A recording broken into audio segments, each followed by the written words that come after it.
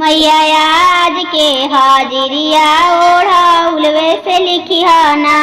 ए मैया आज के हाजिरिया ओढ़ौलवे से नैहर के लिखिया ससुर के लिखिया नैहर के लिखिया ससुर के लिखिया। ए मैया आज के हाजिरिया ओढ़ौलवे से लिखिया ना। ए मैया आज के हाजिरिया ओढ़ौलवे से लिखिया ना। बेटाओ के लिखिया पतोहियों के लिखिया बेटियों के लिखिया दामादों के लिखिया। ए मैया आज के हाजिरिया ओढ़ौलवे से लिखिया ना।